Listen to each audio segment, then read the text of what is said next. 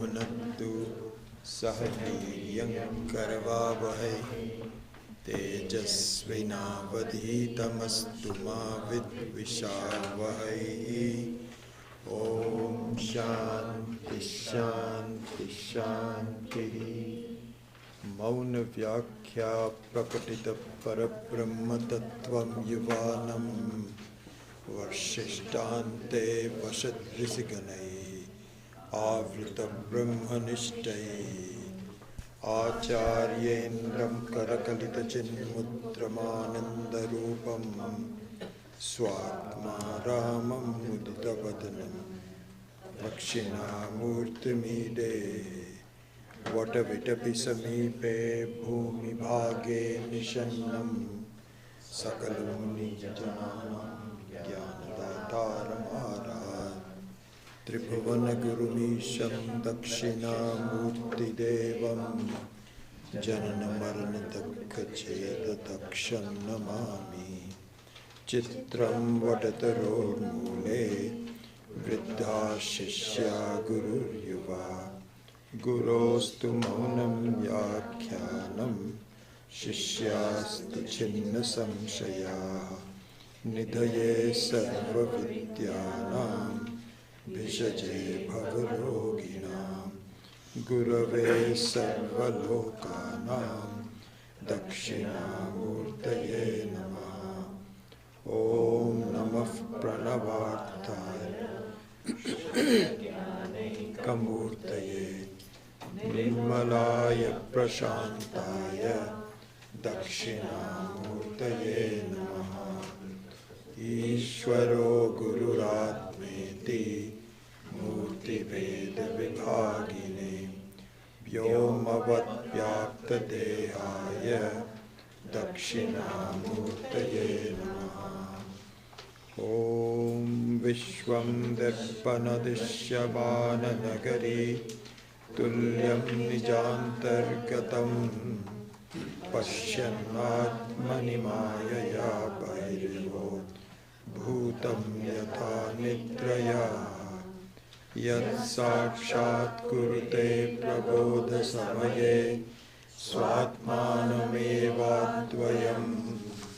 तस्मै श्रीगुरुमूर्तये नमः। श्रीदक्षिणामूर्तये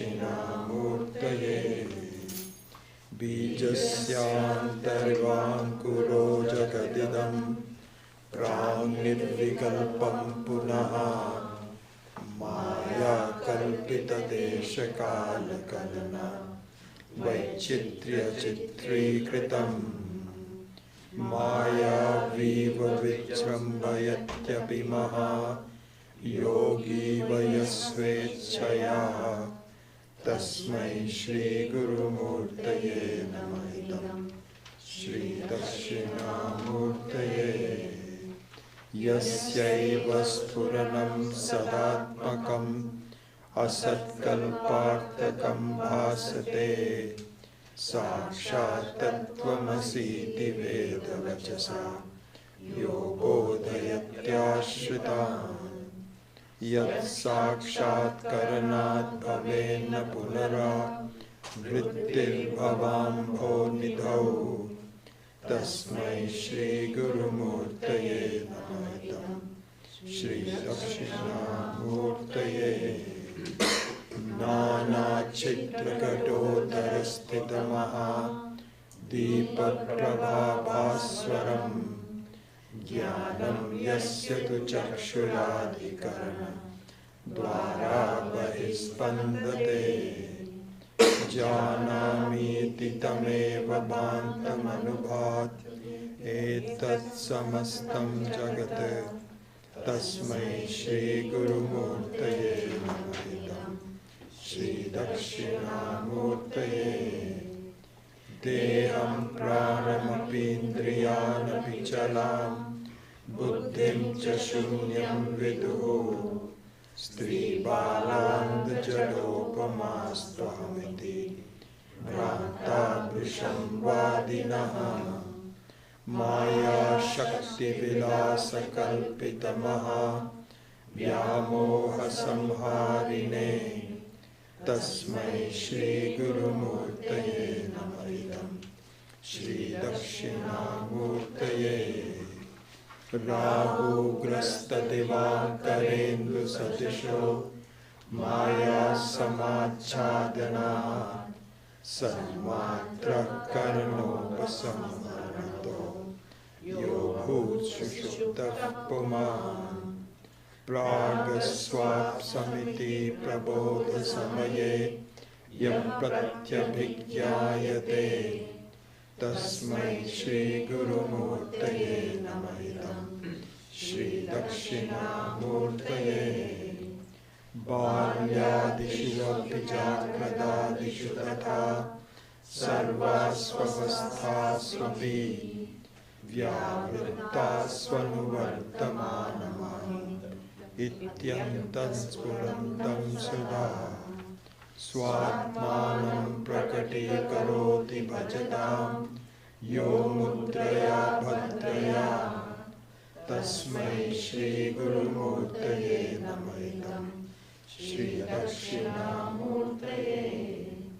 Vishwam Pashyati Karyakaranataya Swaswami Sambandhataha Shishyacharyataya Tathaiva Pitra Putratyatmana Bhedataha Swapne Jagrati Vayatesha Purusho Maya Paribhramitaha Tasmai Shri Guru Murtaye Namaidam.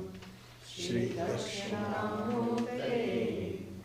Bhuram Bhansya Nalo Nilo Ambar Maharnartho Himamshu Puman Ityabhati Characharatmakamidam Yasyaiva Murtyashtakam Nanyat Kinchina Vidyate Vimishatam Yasmat Parasmat Vibho Tasmai Shri Guru Murtaye Namaidam.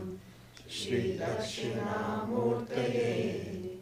Sarvatmatvamiti Sputi Kritamidam Yasmadamushmin Stave Tenasya Shravanat Tadarthamanat Dhyanat Sankirtanat Sarvatmatvamaha Vibhuti Sahitam Syadishwaratvam Swataha Siddhye Tat Punarashtadha Parinatam Chaishwarya Vyahatam.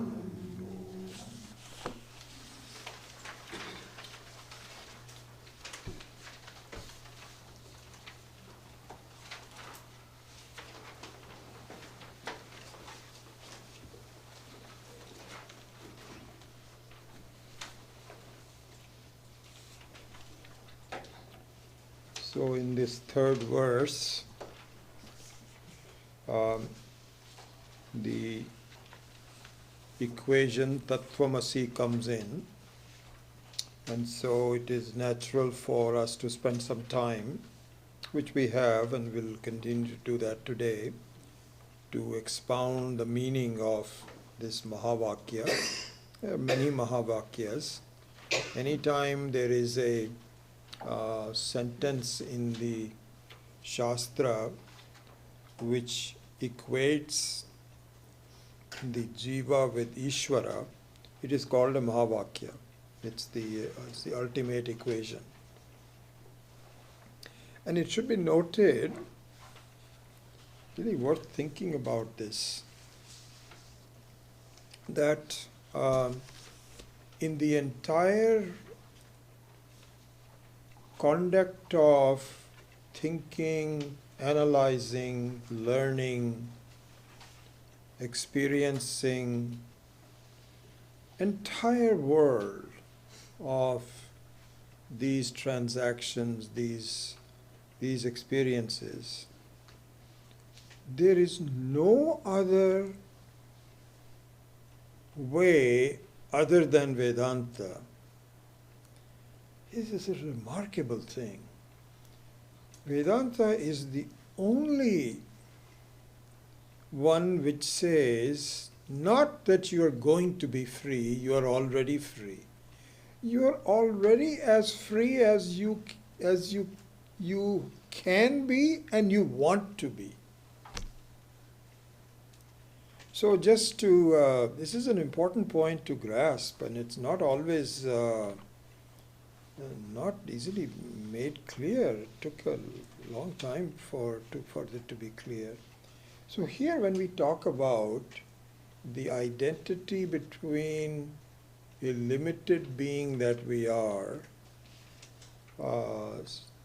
title Jiva, and when we talk about the Jiva having an identity with Ishvara, we should understand the meaning of it. This meaning is not, two classes ago I spent a whole class on this, so I'm just revising it.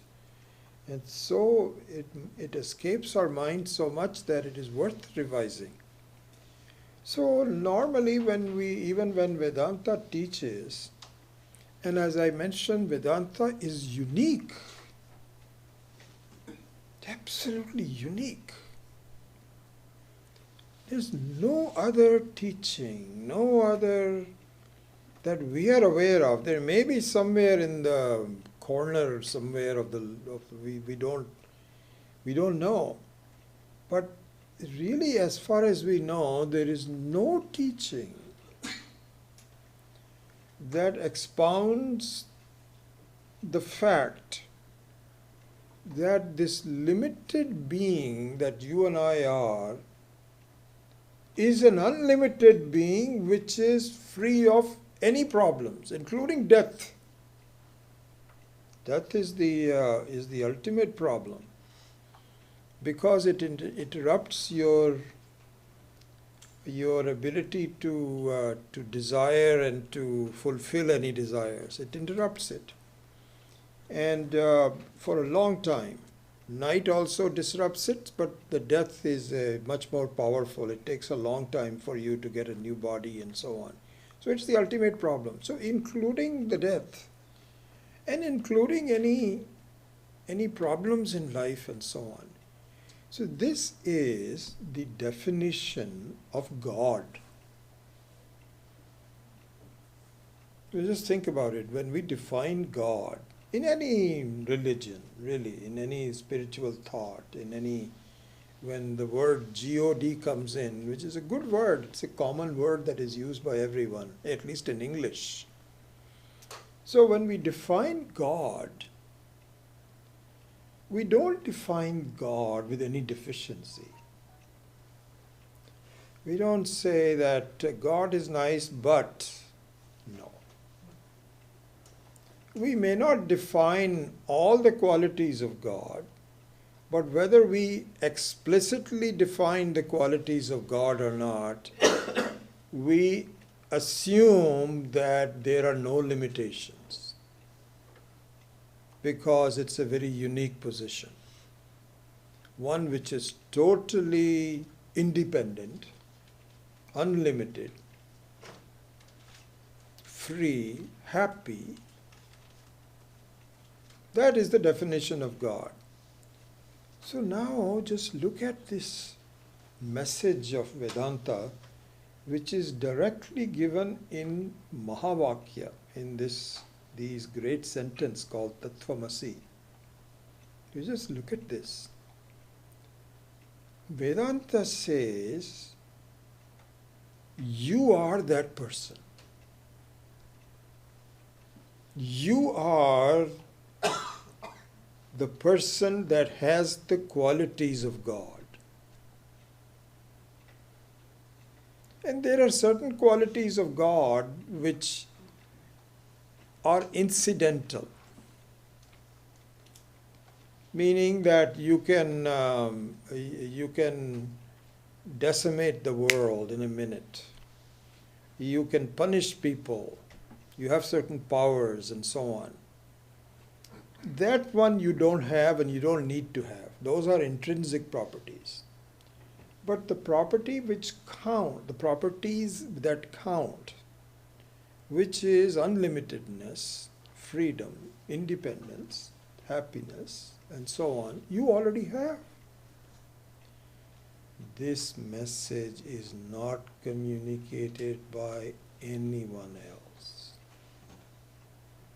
let alone understood, let alone accepted. No. Because on the face of it, it doesn't make any sense.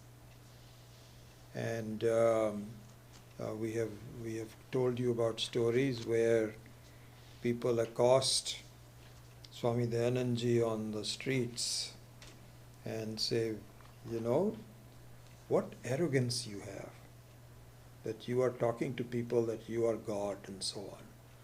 There was one incident, about a couple of incidences. One, I was also there, and several that I've heard about. One, I was there, and we were having talks by Swamiji in Stanford University, and there were 400-500 people and so on.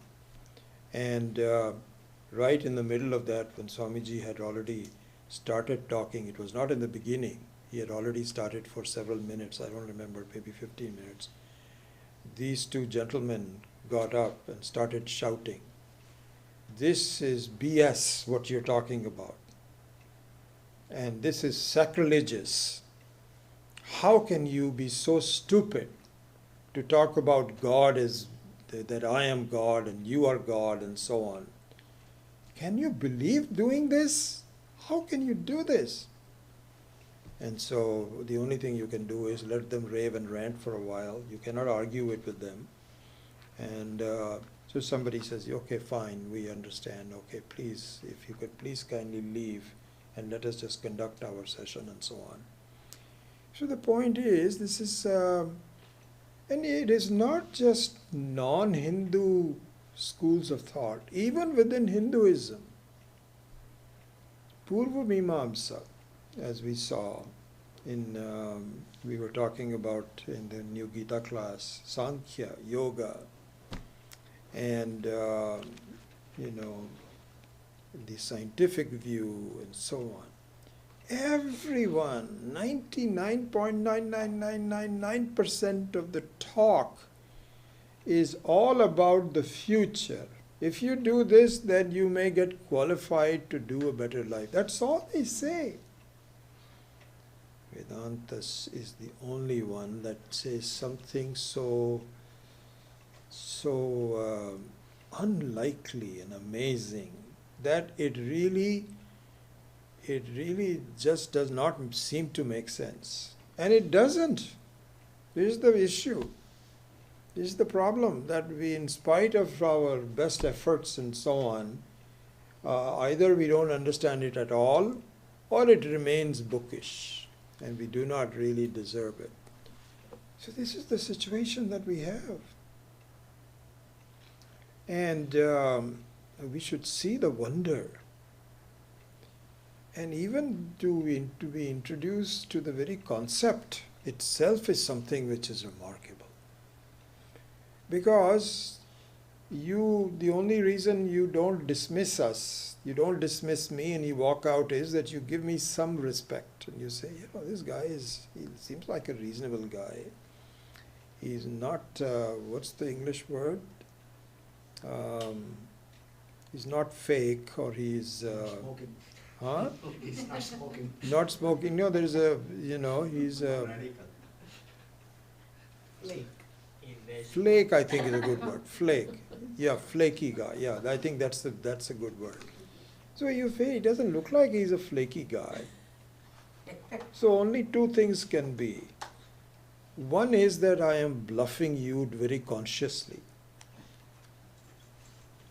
And the only reason for bluffing someone is that you want something from them. And then you are amazed that I don't want anything from you. At most, we want some classroom rental money. That's it. There's nothing else that I want from you. So then it is a wonder. So you say, is he a complete fake or what? So you have to, and then neither does it make sense. You listen to all of this and it doesn't seem to make sense. So why are we doing it? So it is said that really this is such an amazing fact that really what you have to do is to prepare your mind to accept it for the time being, the Shraddha. So this is very, very much like, as we have given examples to you many times, some very advanced, subtle science which you accept to be true, but you don't understand it. And you're willing to put the work in to understand it. There, perhaps it is a rare thing that someone wants to be a physicist. How many people want to be physicists? Very few. Because you're not sure exactly why do you want to be a physicist. What does that get you? Why don't you just become an engineer or a doctor or something like this? What is physicists becoming? What does that do? But people have different ideas and so on and so forth. One of my nephews, my brother's son, is an ornithologist. And his wife is so he has got a PhD in birds, and his wife has got PhD in ants. And they're both doing research at UCLA and hope to become professors and so on and so forth. So you feel, why? But they're fascinated. They were both visiting us, and we had a lot of ants in the house. So we were asked. So we asked. Yeah. So we asked.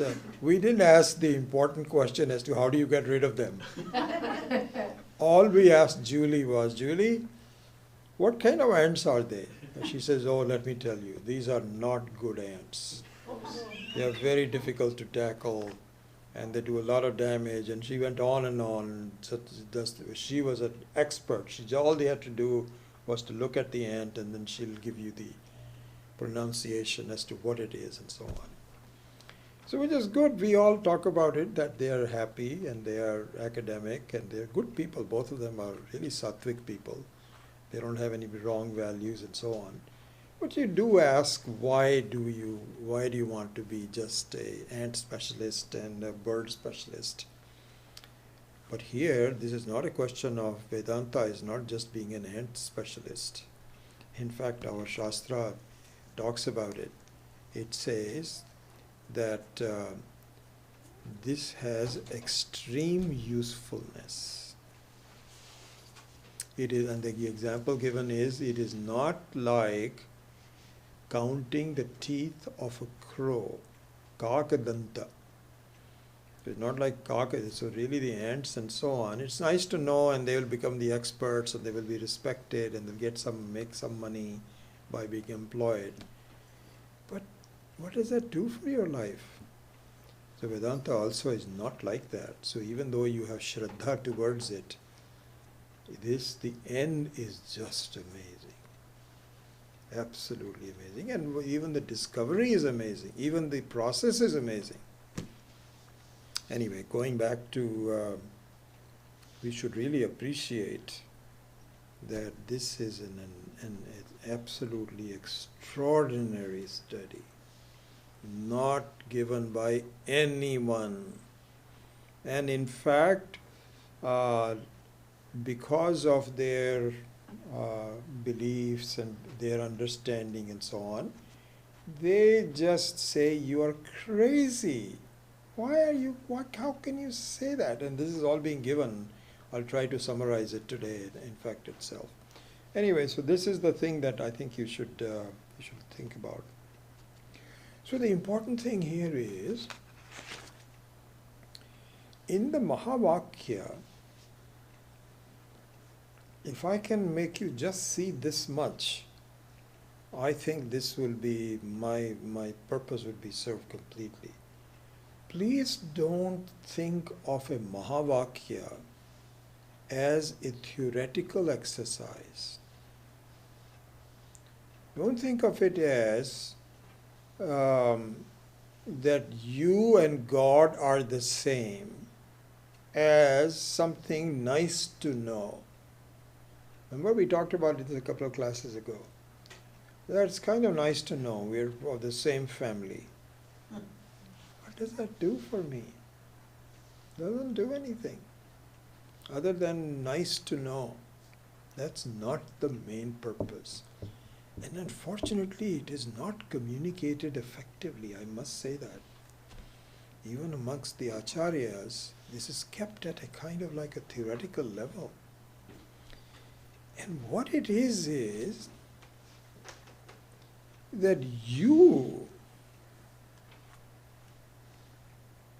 who think of yourself as a limited person, Jivatma, is in fact Paramatma. You are not a Jivatma, you are a Paramatma. This is the meaning of Tattvamasi. Not Ishvara is, you and Ishvara are the same. Your limited understandings, and this is what we will study this in more detail today, I'm just building it up to it. In your limited understanding, what you take yourself to be, which is a limited being, in fact, you are an unlimited being. You are the unlimited being. And it's a different matter that in that sense, Ishvara with the upadhi becomes you. You see, that's a separate thing. But leave aside that part of it. The process, leave aside. But you are the same one. This is a message which is very, very difficult for us to get. And the Shastra knows it, and so therefore it provides you with the logic, with the support, with the love, with the understanding that this is not a mistake. I'm telling you, you didn't mishear me. I don't have an agenda, but this is the truth. So this is the meaning of Tattvamasi. And in this Dakshinamurti stotram, because the third verse has this embedded in it, therefore, in the Manasa Ullasa verses, Sureshwaracharya then expounds on it, and we will see the essence of it. We have already seen some of it, but we'll see a little bit more in more detail. So, Sakshat Tattvamasi iti Veda Vachasa Yaha Bodhayati. So, Tasmai Shri Guru Murtaye Namaidam Shri Dakshinamurtaye. The one who directly communicates to me through a live teacher that I am nothing but the Parameshwara, the Paramatma, means that I have no problems whatsoever, completely separate from what I think I am, opposite of what I think I am, unless I see this very clearly. And this is proven directly. So my namaskar to you. My God, how could you do this? Just amazing. You freed me from bhavambhanidho, that you have just dried up the whole sea of bhava. And the bhava was, as you saw, was a continuous feeling that I am not well today, but if I work on it, I will be bang tomorrow. Dear Swami Dayanand used to say that in that manner, you can see that both hopelessness and hope are both a problem. Both are a problem. Just like punya and papa, both are a problem. Papa is definitely a problem because it gives you dukkha. Punya is also a problem. Why? Because it hooks you. You feel I'm having so much fun, I need to do more of this. It's taking you to the wrong path. You are following something. At the end of that, you say, oops, I thought my life was so pleasant. What happened? It is better that you have dukkha where you're like a maze, you can immediately see that this is the wrong direction. I shouldn't go in that direction. But if a maze takes you inside in a long ways, that's more of a problem. So both punya and papam is a problem in that sense. So therefore, hopelessness and hope, Swamiji Dayanand used to say that, are a problem. Why is it a problem? Because hopelessness means that, of course, it makes you incapable of action. You feel there's nothing else that I do. I think I might as well commit suicide. That's obviously a problem. Hope is a problem too. Why? Why is hope a problem? Hope is a problem, especially for the students of Vedanta, because it says, let me work on something to get better tomorrow. There is hope for me. What it means is that I am not okay today, but I will be okay tomorrow. This is called bhava ambonidhav, which is not a fact. You're okay even today. And if you think you're not okay today, trust and at least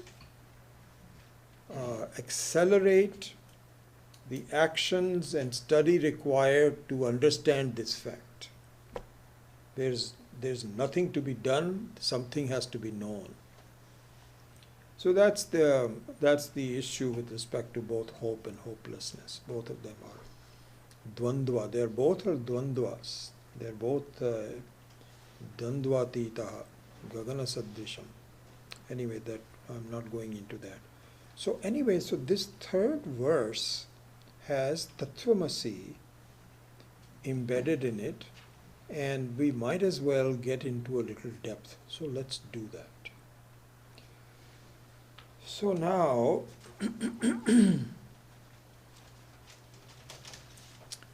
there is a need in this sentence. So several things have to be said. Here Swami Maheshanji has done an absolutely marvelous job. So he said that in a sentence, in fact, let me take that out and I'll guide myself with that.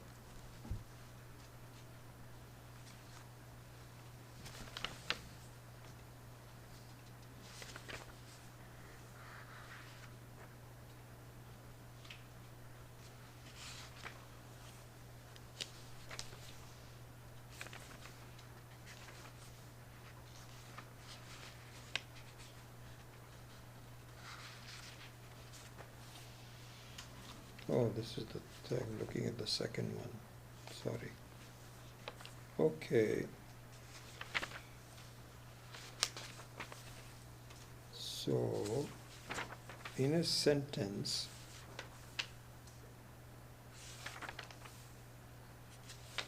why did I mark it down?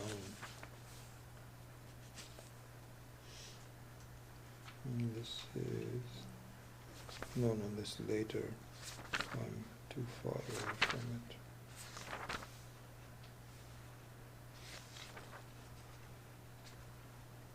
Yeah, okay, got it.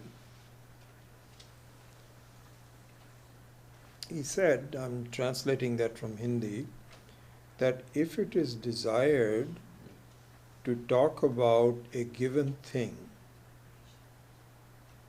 then one word should be enough. And in one sentence. Even synonyms in one sentence are inappropriate. You cannot say, unless you have some idea that you want to give different aspects of that, like, sometimes you say water, comma, H2O, comma, is of the following nature. So there you want to remind someone that the constituent of water is H2O. So H2O and water are synonyms. And so they have to be used in different ways.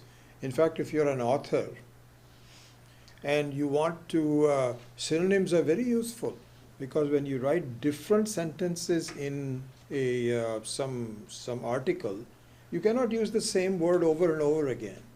So use different words which are synonyms. But we are talking about one sentence. Tattvamasi, it is one sentence. In one sentence, if you want to indicate the meaning of a word, only one word is enough. You should not use any more than that. This is what he's pointing out. Like, for example, he says in Hindi, he says, please bring kapda, vastra, or pata. Those three are synonyms. So we'll say just vastra is enough, kapda is enough. Why are you asking three words? So now we are using two words in one sentence. Tam, tvam, and tat. Tvam means you, and tat means the Paramatma. Jivatma is tvam, and Paramatma is tat. So we're using two words to indicate one thing, because the word asi means you are. You are Paramatma. So there's only one thing that is being talked about. There are not two or three things that are talked about. So why? Why is that? Why two words used in that manner? For the following reason, that there needs to be an understanding of the subtlety of between the two words. There is something about the two words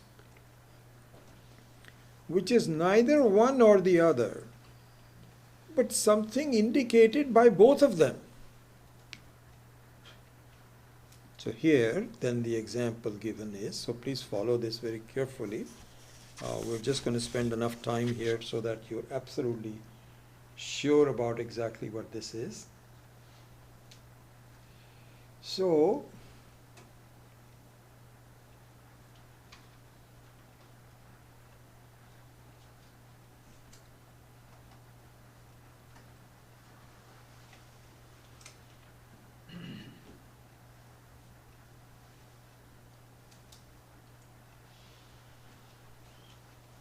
Purusha means, here in this particular instance, so just say any person or a man, a person.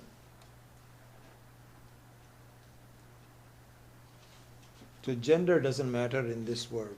Purusha means a person, or could be a man. Purusha also is used for man. And so ayam means this.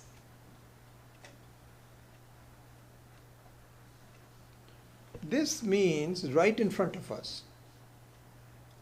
We don't use this for something which is absent, one which is present. And saha means that.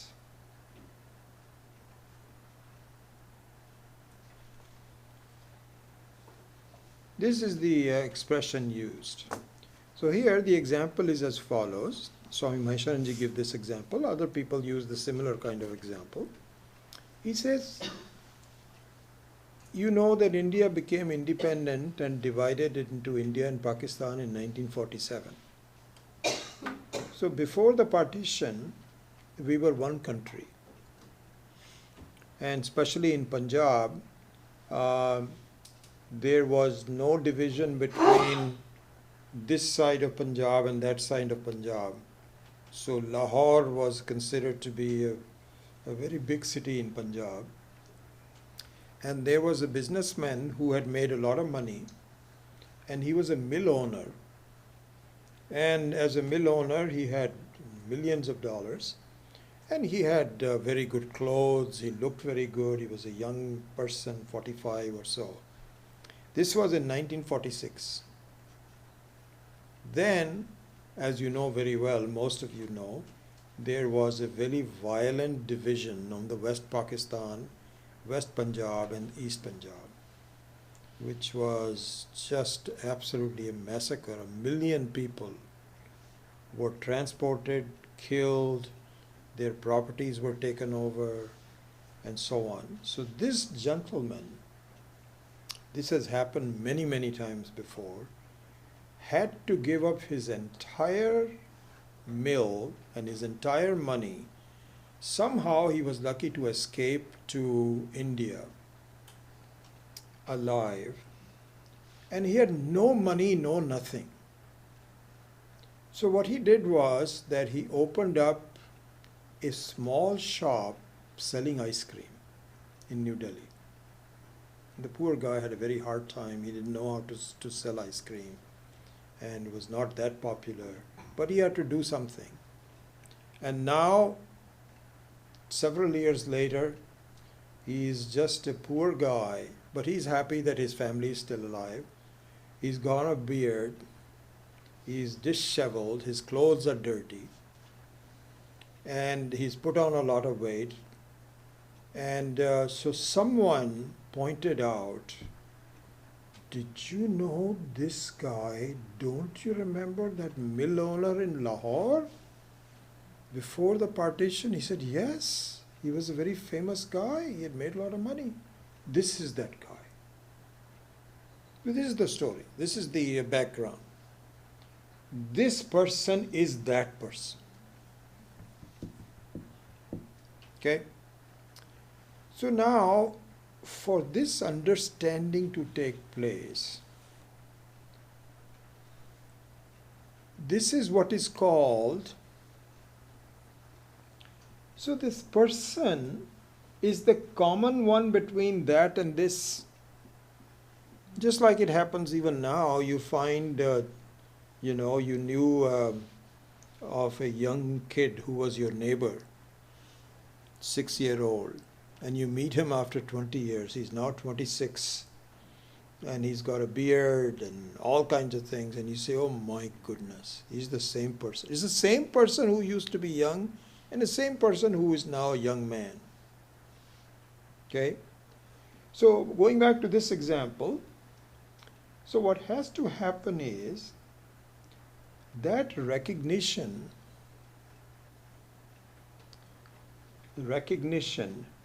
that understanding or recognition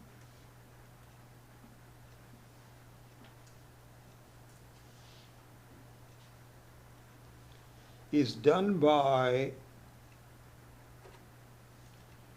a indirect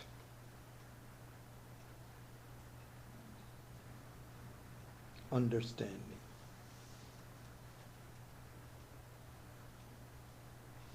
What do you mean by indirect understanding?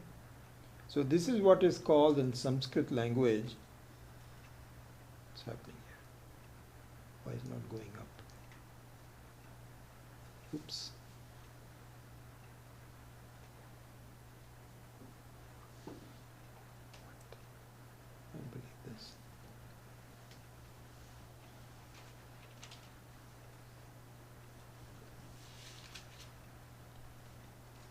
What the heck? It's frozen.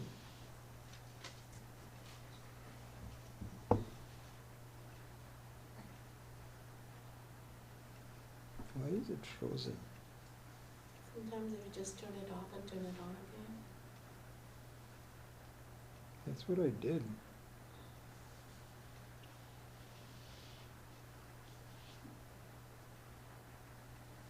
I don't know about the Android tablet. So I can try turning it off and on. Yeah, we're all looking at you. What's She that? was looking at me, I said, don't look at me. Raj is the one.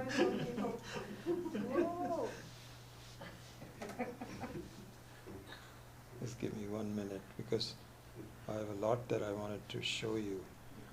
And this has never happened before. Yeah, exactly. So it's just joking.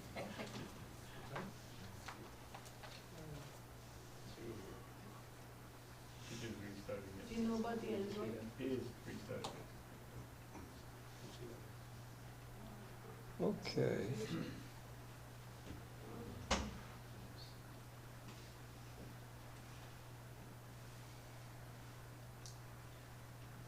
Here we go.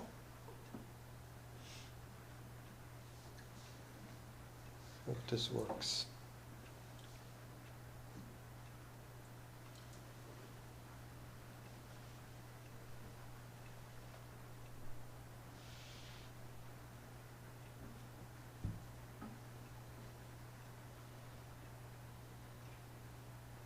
Is it, I have to go to OneNote first? I thought that I had to go to, yeah, maybe I have to go to OneNote first. So Microsoft Applications, OneNote, and then Show something like Samsung display. let's go to Smart View.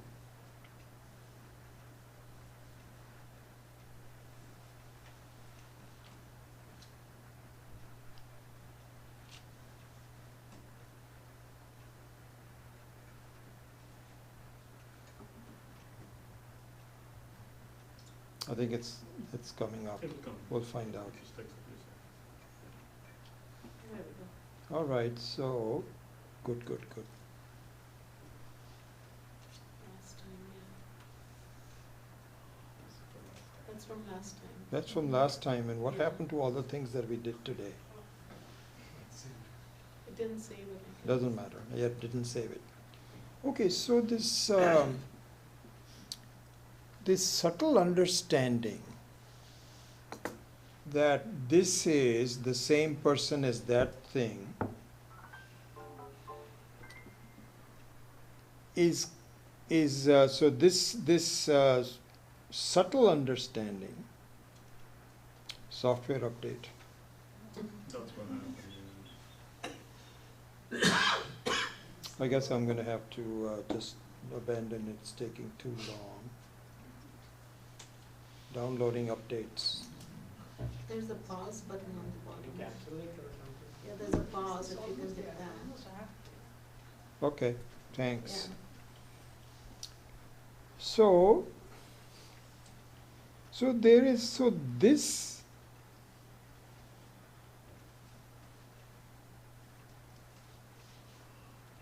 something is not right. It's just taking.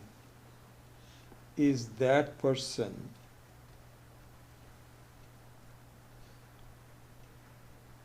is a subtle understanding. Why do we call it a subtle understanding? Because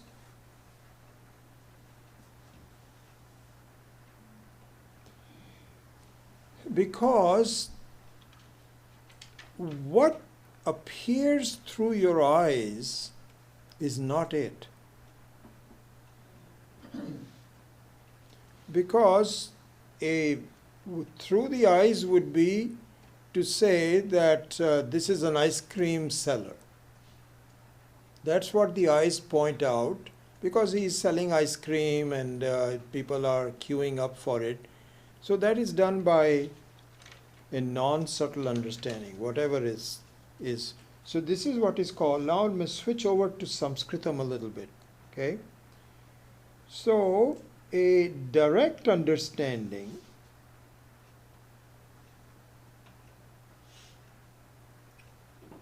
there's a delay involved. Because it's updating, the software is getting updated, that's why. Okay, that must be it. So the direct understanding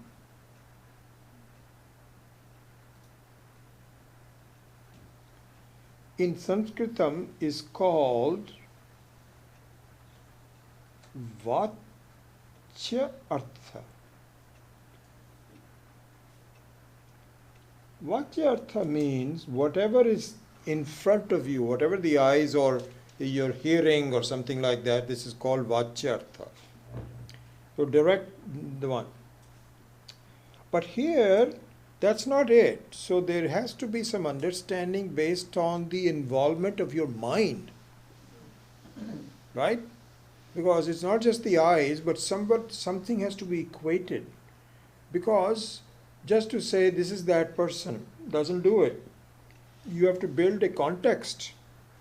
You have to say, do you remember that person we used to live close to, that is this person. Somebody said, oh my God, really? Because this is, and so imagine this is what's called Ashcharya.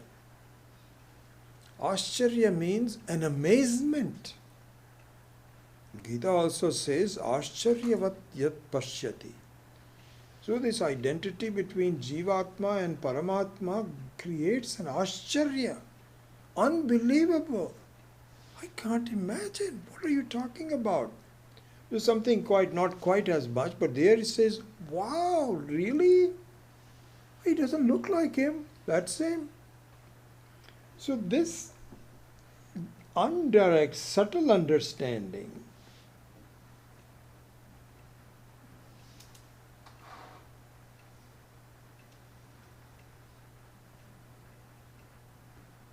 is called Lakshyartha.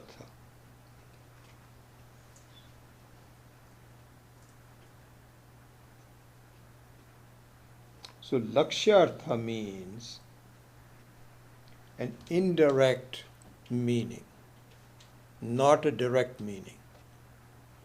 An indicated meaning, you can even say. You can say direct meaning and indicated meaning. That's a good word to use, indicated meaning, something which is indicated. Okay, now let us look at, having given you this background, let us look at the types of, so this is what is called Lakshana. Lakshana means an indirect indication.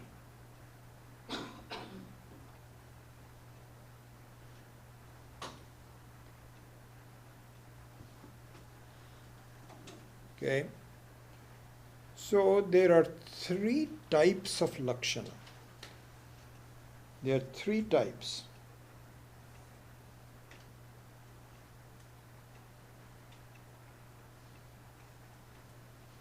And I'm not sure about the English translation of that, so I'm just going to give you the Sanskrit for it.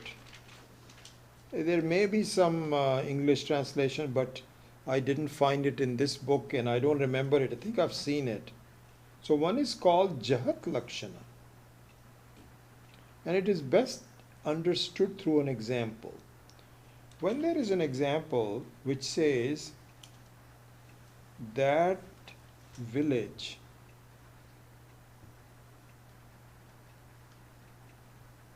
is on Ganga.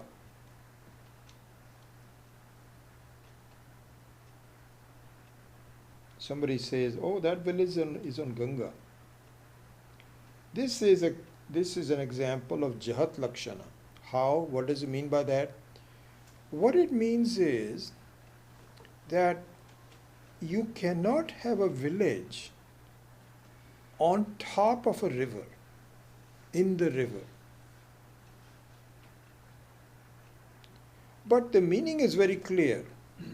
What it means is that it's on the bank of Ganga, not on the bank of Yamuna. That village is on Ganga, and so you eschew the word on the bank, because it is, when you say on the Ganga, that means it's right there. It's not as though you have to go 20 miles away. But it is not inside the Ganga. So in this Lakshana, Jahat Lakshana, the process is that you take away Ganga and replace it with a ground next to Ganga in order to understand this Lakshana, isn't it? This is what you have to do. Okay? And so, Jahat, it's called Jahat Lakshana. Okay.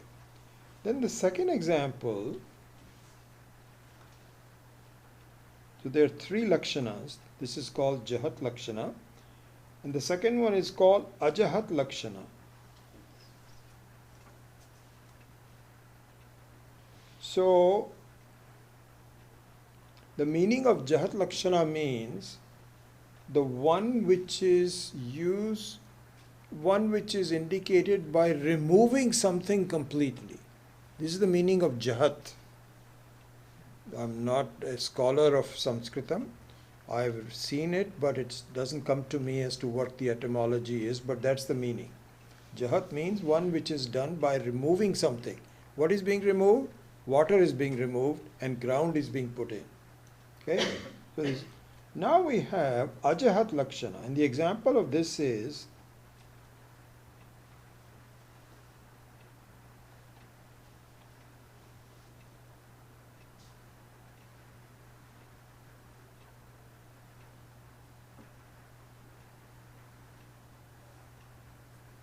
I'll just put that in quotation. The white runs. This is an example of Ajahat Lakshana. So here, what happens is, this also is an indirect. So all these are communicating something. When you say this village is on the Ganga, it's very clear. Person can understand. Even though this is not a direct one, you don't like saying Ganga, where is it? I don't see the village on the inside the Ganga. This is number one. Then the white runs. The white runs also direct meaning does not, because why can't the white run? Because a guna like color cannot run. Cannot run. So what it means is you have to supply something on it, and then you have to say horse.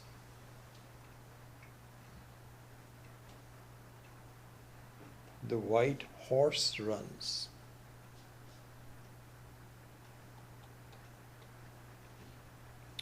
And the Ajahat means instead of removing something, you add something in order to complete the meaning of this sentence. Instead of saying the village on the Ganga, where the Ganga, having done the job, is now out of the picture. Here, the white is very much in the picture, but white cannot run. So in this indication, if there are two people who are talking about horse racing, there is a brown horse, there is a spotty horse, spotted horse, then you say the white one is the one running today. This is called Ajahat Lakshana. Okay? The third type of Lakshana actually has two different titles to it. It's called, sometimes it is called Jahat, Ajahat.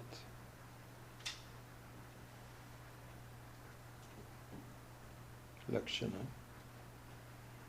So something, neither one or the other, but a little bit of both.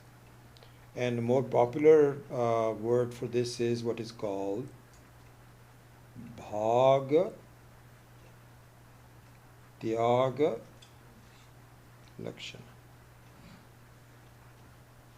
Bhaga Tyaga Lakshana, which means it consists of removing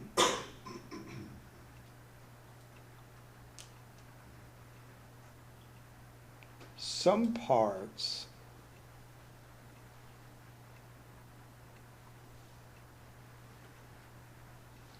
but retaining other parts. So this is an example of Saha Ayam Purusha.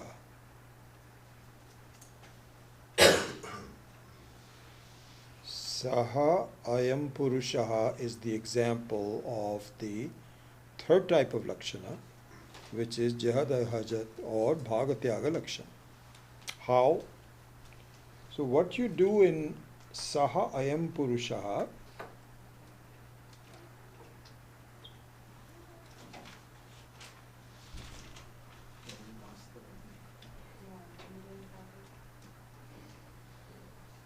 in fact I think that got erased, so let me put this back. So Saha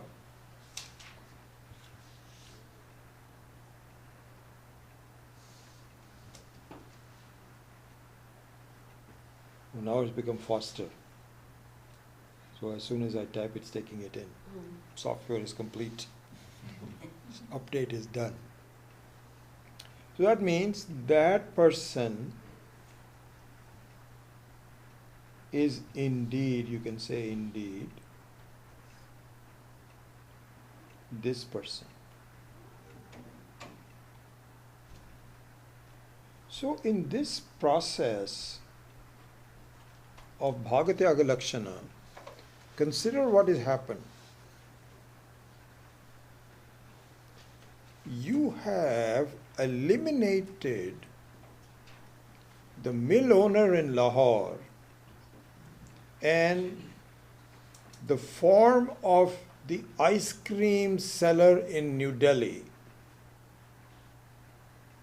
which were Vachyarthas, because they were direct indicators. They were Vachyarthas, means the mill owner. So you certainly take the help of the Vachyartha, because how else are you going to construct the sentence? You'll have to say, do you remember the mill owner?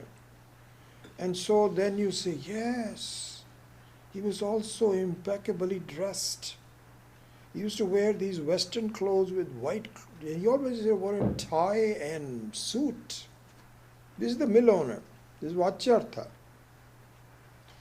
Do you know that this is that person? And this means a disheveled ice cream seller who's 10 years older, put on a lot of weight. So you discard the ice cream seller, you discard the mill owner, and you concentrate on the person, whatever the name of the person is, and so on. So this is called Bhagatyaga Lakshana. All these are Rakshanas, but it is Bhagatyaga Lakshana. Okay. Now we go to our case, Tattvamasi. Okay, so let's look at that. So now follow this next, and I think I'll have enough time to finish this. We lost some time because of the technical problems, and there were some other things that I wanted to do. But let me complete this analysis with Tattvamasi. So Tattvamasi means that you, which is the meaning of Tvam,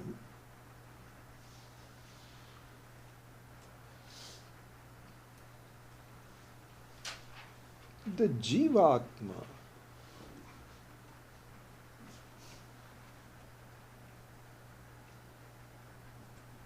is indeed Asi. Not can be. In the case of Saha Ayam Purushaha, it's not like saying, I think it is the same person. It is indicated by someone who knows it is the same person. There we can say that maybe the body has changed a little bit and so on and so forth. There's been some change. Here there is no change whatsoever. So the Asipada means an identity. This is an important thing because a lot of people, we will see next time, the objections that are given by Vishishta Advaitans and Vaishnavas and saying, no, this is not the meaning. You are wrong. You are not Parameshwara right now. You will be Parameshwara if you keep on working towards it in the next life. So the word Asi is important. Means it is. It indeed is the Paramatma.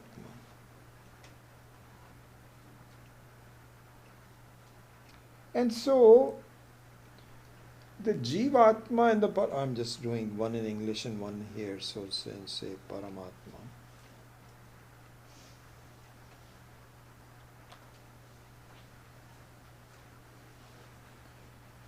So now we say how.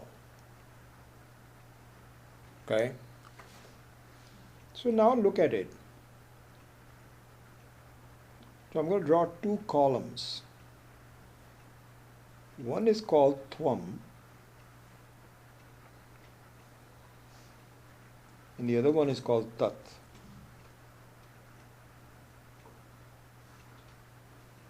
And draw a line in between.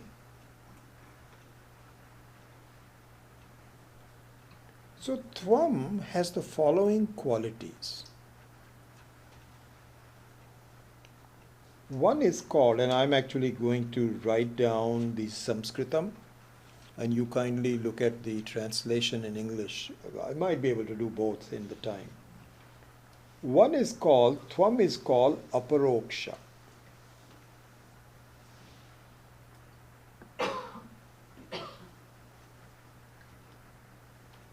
Aparoksha means not away.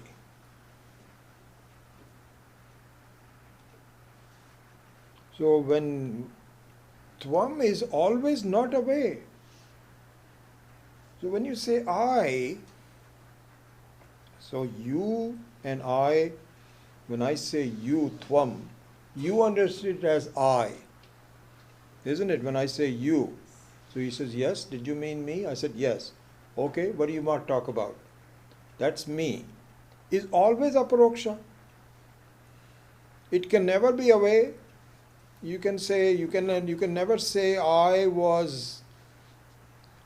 don't know who you mean. You mean the old I or the new I? I said just you. That's always aparoksha. Okay, so this is quality number one. The quality number two is parichinna.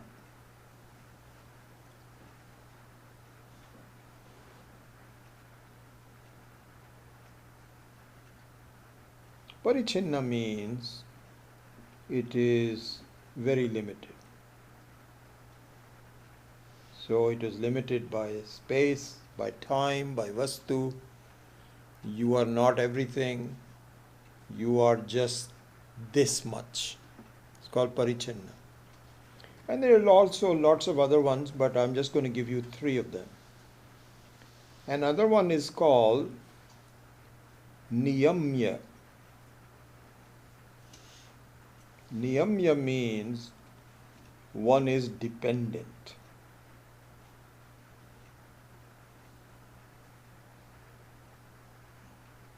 This also is very obvious because you are dependent on a number of things.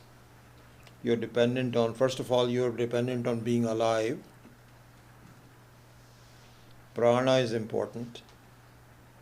Your body must be functioning. You should not be in, you should not be in a hospital, whatever it is. This is the dependence on a lot of different things. It's called niyamya. Okay. So this is the situation with tvam.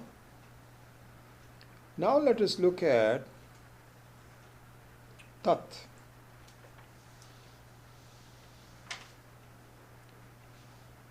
The tat has paroksha.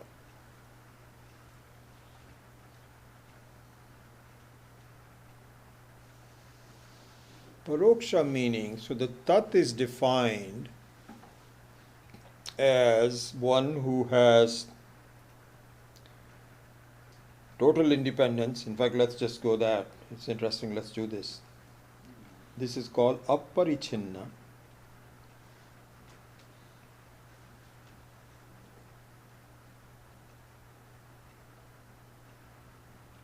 And not niyamya, so aparichinna means unlimited.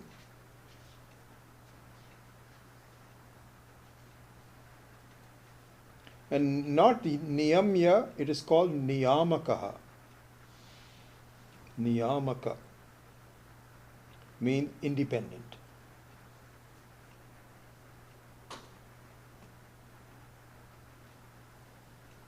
Means that one who makes rules.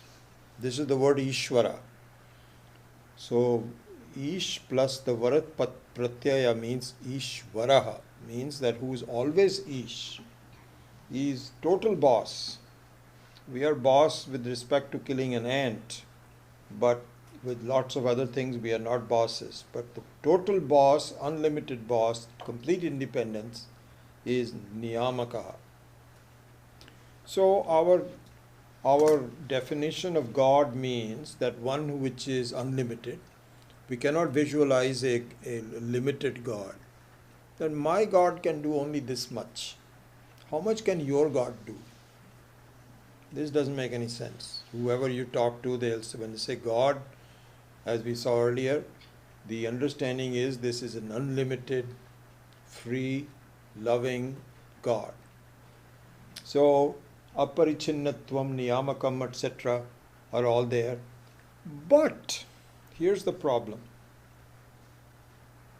That tat has parokshata. Parokshata means away from me.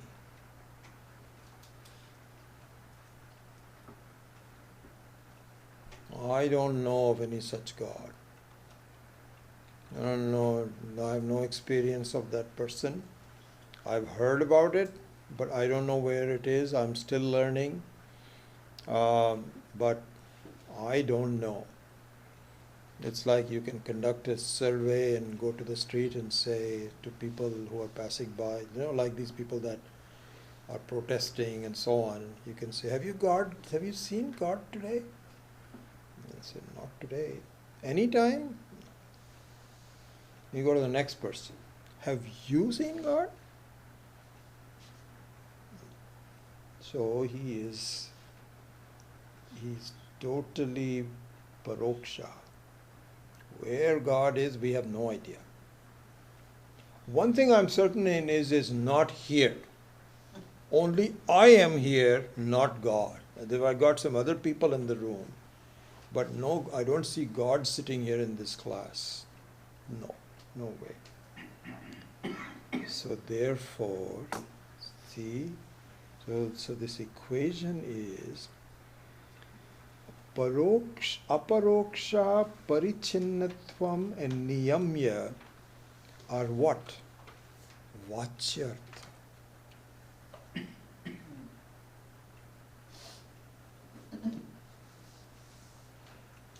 This is vachyartha.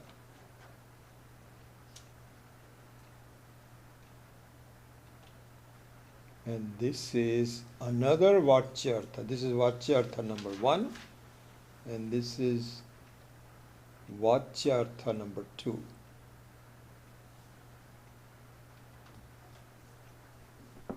Just like the mill owner was vachyartha number 1, and the ice cream seller is vachyartha number 2. Two completely different ones. They don't even look alike.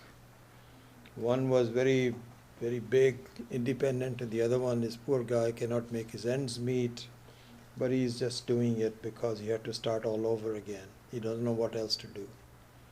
So they are two different vachyartha, but they are the same. And how are the same? How is that person same? Only by recognizing that those were incidental qualities. Whether the person is fat or he's lost some weight, whether he's young or whether he's old, whether he's rich or he's poor, it's the same person.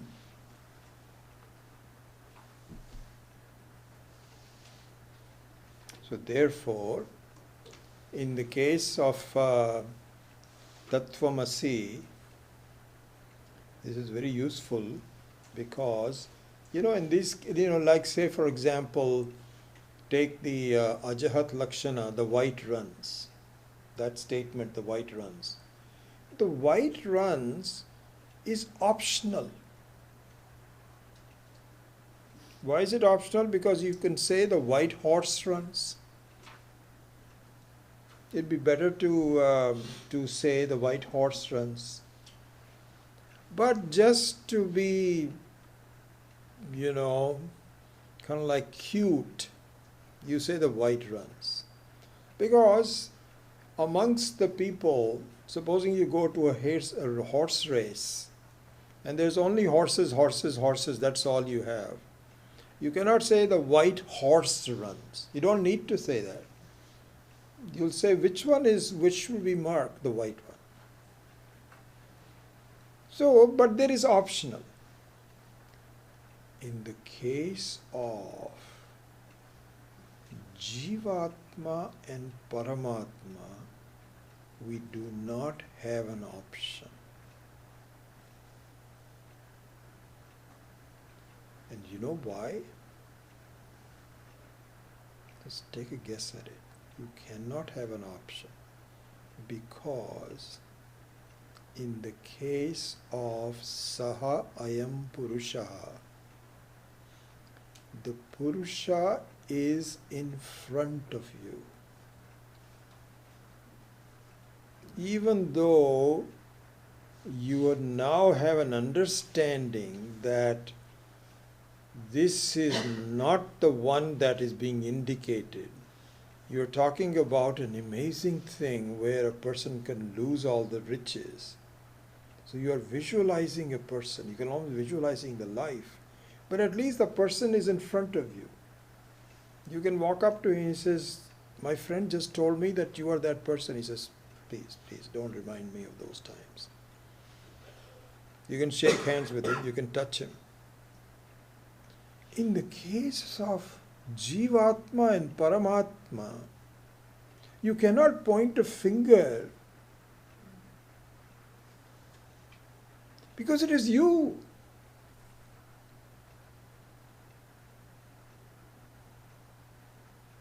And you can indicate the shadow or the reflection. Like you can see the reflection, but you cannot see yourself. And in fact, this is the reflection. This is how it is pointed out that don't you know, don't you see? So there what happens is, now let us look at the object of the Lakshana, the success of the Lakshana, not the object I could say. The success of this Lakshana. The success of the Lakshana is Bhagatyaga Lakshana.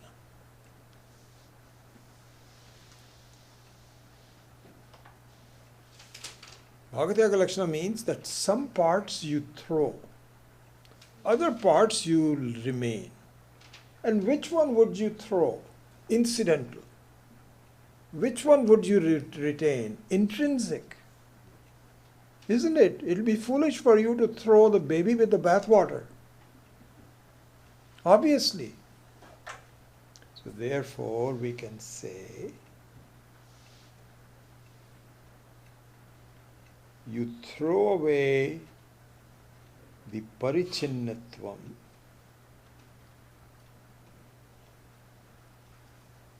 you throw away the niyamyatvam,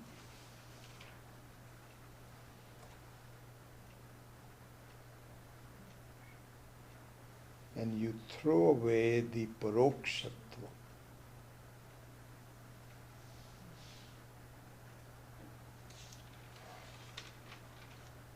And what you are left with is aparoksham, aparichinnam, and niyamakaha.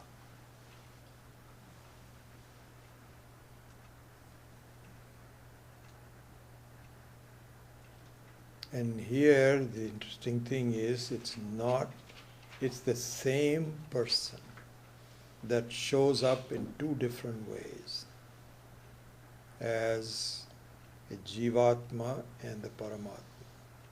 This is the Shrishti, this is the trick of Ishvara. So this is the meaning of Tattvamasi. This is the process of Tattvamasi.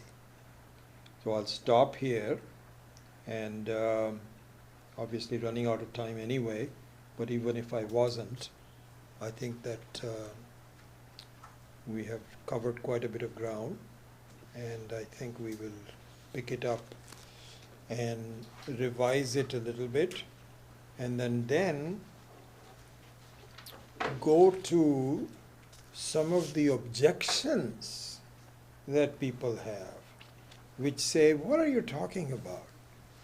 Just be a normal person.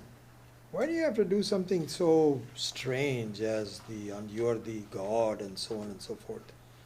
We don't say that. That is in fact an insult to God. All that will come next time. And so, just to give you the reference point, if you look at the Manasa Ullasa verses, yeah. So the Manasa Ullasa verses up to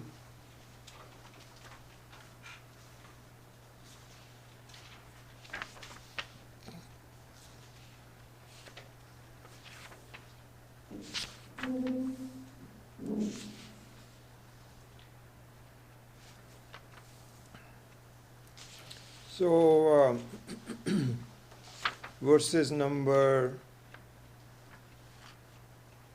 12, 13, 14, 15, 16, 17, 18, and 19 talk about this process of, you can read the English translation now. I think it would make sense will make more sense to you after we've gone through this. So up to 19, it is explaining the process of the Bhagatyaga Lakshana. Then, in verses number 20 onwards, then the objections to this, not really objections also, objections and doubts. Are you sure? Is this what the Vedas are saying?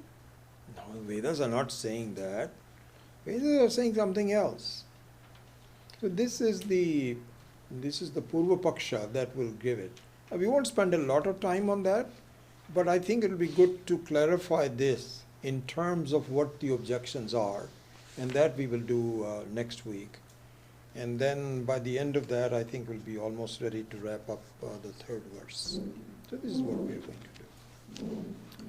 Om Asato Ma Tatgamaya Amaso Ma Jyotirgamaya Mrityorma Amritam Gamaya Om Purnamadav Purnamidam Purnat Purnamudachyate Purnasya Purnamadaya Purnameva Vashishyate Shanti Shanti Shanti Hari Om Shri Gurubhyo Namaha Hari Om.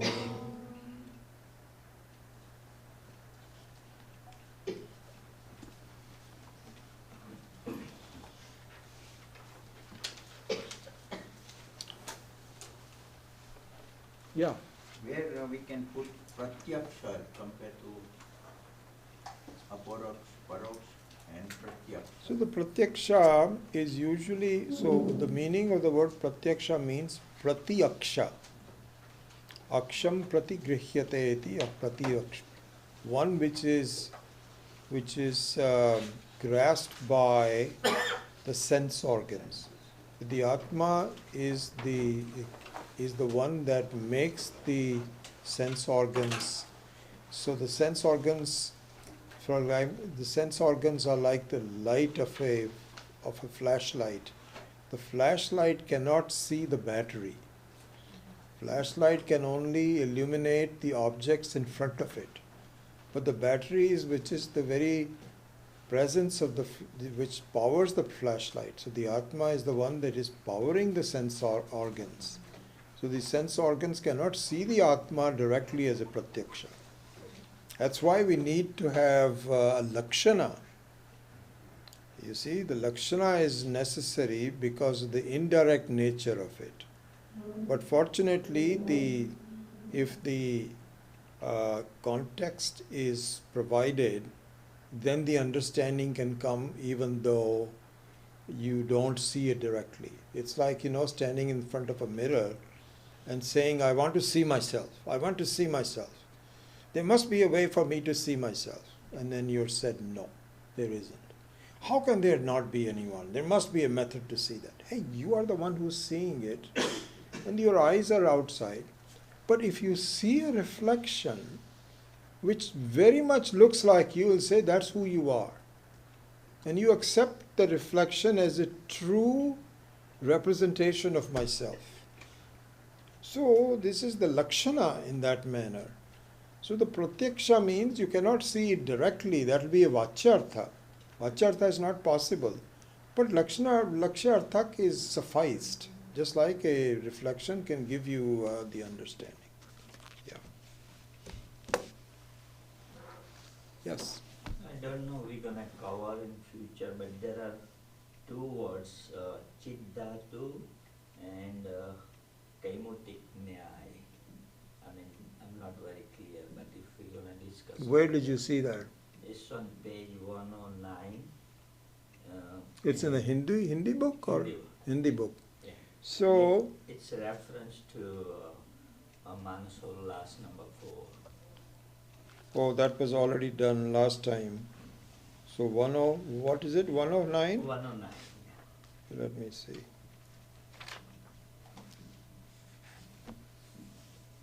Yeah, so where is it on? Let me see. There's a Vyakhya Yeah, number 1 and the last word in line number 2 and अतः पदार्थों का प्रकाश स्वतः नहीं माना जा सकता, स्वतः प्रकाश होने पर साभास अंतःकरण की अपेक्षा नहीं रखती. So then where is it? I still don't see. no, okay, second line of Vyakhya number Okay. 1 and चित last धातु word, का प्रतिबिंब चित्त पड़ता है. yeah, Yeah. and the second one, the last sentence, third Kaimutika one. न्याय. Yeah, Okay. maybe, yeah. Okay, so here's what it is. So Chit Dhatu is the reality.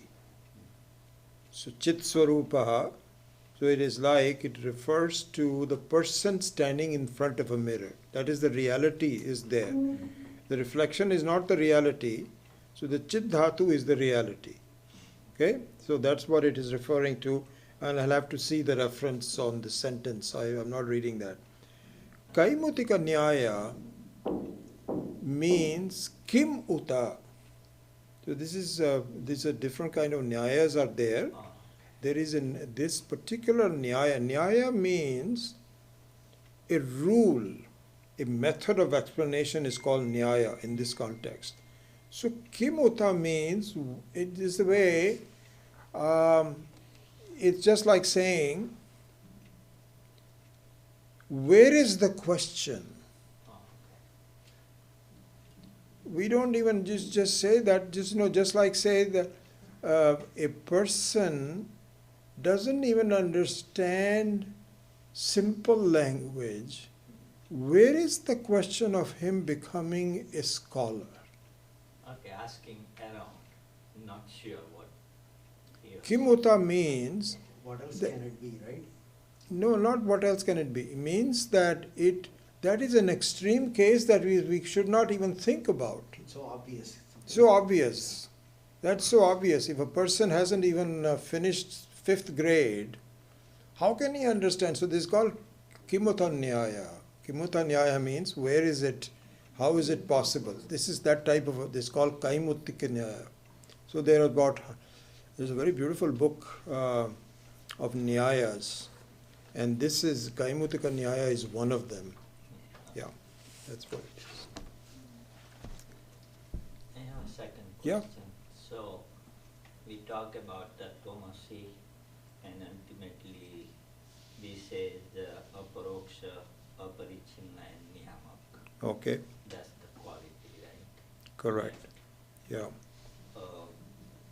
Can we understand like this, that thought is you direct the agyan from jiva bhava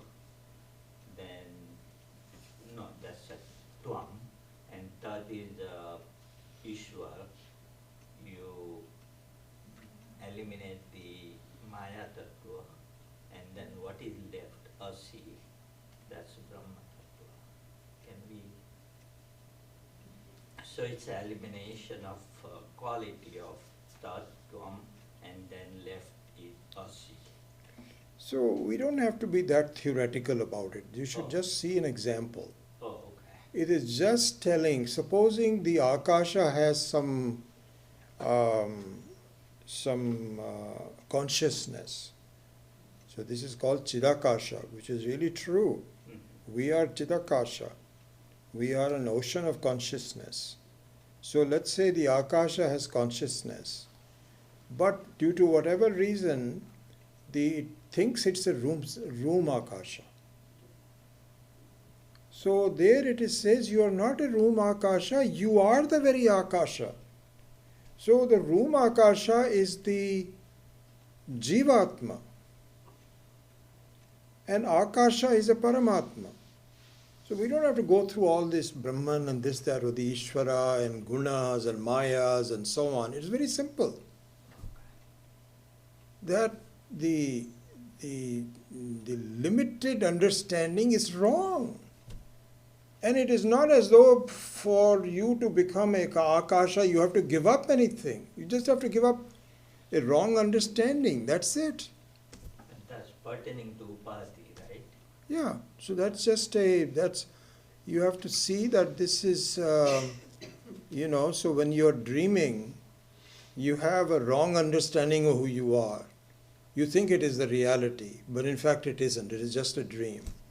So similarly here you think that the wall is very real, when in fact it is made up nothing but a Akasha in a very concentrated form. That also is Akasha. So I think we should keep it very simple. Since, often we have to say all these words and so on and so forth. This is why I'm saying that the normal way Tattvamasi is taught is that Ishvara and you are the same. Yeah. Which is the truth. But I look upon it as, that's exactly what I'm saying. When you say Aparoksha means, I am the very Ishvara. It's just that I am the very Akasha, but I'm just surrounding myself with a wrong understanding. And this has always been the truth. There's only one Akasha. But I have to just keep on, because then the room Akasha says, no, I don't get it. What are you talking about? I'm totally Akasha. I'm just tell me how I can be slightly bigger. That's it. Say you are the biggest. Don't you see it? Not yet. I don't see it yet. Well, just keep on thinking, improving your mind, surrounding it with logic. There's nothing else I can do. What can I do? You're not going to become Akasha, you are the very Akasha. So this is where the initial understanding and bhakti and all the preparation and all of that has to be given. But ultimately it is an understanding that, oh my goodness, I was just undervaluing and misunderstanding my own self. That realization will come one day. So keep it very, very simple, really. I think that keep it in terms of the examples, the reflection, dream, Ghatakasha, Mahakasha, and all these other technical words, Maya, Ishvara, Brahman, and all of them support the simplicity of this. It should be really kept in mind. Okay, anyway, we'll talk more about that.